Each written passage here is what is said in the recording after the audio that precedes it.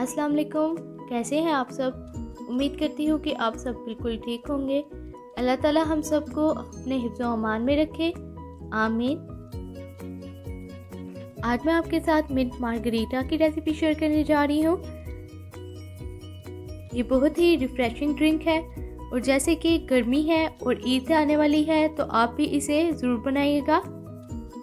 खुद भी पिएं और मेहमानों को भी पिलाएं। ये बहुत ही ज़्यादा मज़े की बनने वाली है। जो भी पिएगा आपकी तारीफ़ ज़रूर करेगा। तो चलिए रेसिपी स्टार्ट करते हैं। बिस्मिल्लाहिर्रहमानिर्रहीम।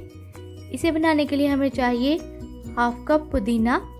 हमने फ्रेश पुदीना लेना है। 2 से 3 टेबलस्पून नींबू का रस, 1/4 टीस्पून नमक, 2 टेबलस्पून या हस्बे ज़ायका चीनी, 1 टीस्पून काला नमक और 1/2 कप स्प्राइट।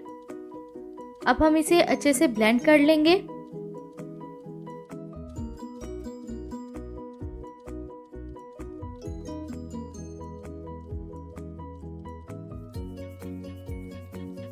इसे ब्लेंड करने के बाद हम इसे फ्रीज़ भी कर सकते हैं आइस क्यूब में, और जब पीना हो तो इसे स्प्राइट में डालकर हम पी सकते हैं। इसे ब्लेंड करने के बाद मैं फ्रीज़र में रख दूंगी ताकि ये ठंडा हो जाए। आप एज इट इज़ भी पी सकते हैं, लेकिन फिर आपको आइस क्यूब डालनी पड़ेगी। फ्रीज़ करने के बाद जब अच्छे से ठंडा हो गया है तो फिर मैं सर्व इसे कर रही हूँ।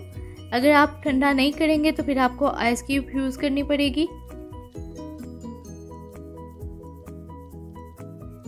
अब यहाँ पर आप हस्बे ज़रूरत मिक्सचर को डालेंगे और फिर स्प्राइट डालेंगे। स्प्राइट भी अच्छी चिल है, देख सकते हैं आप।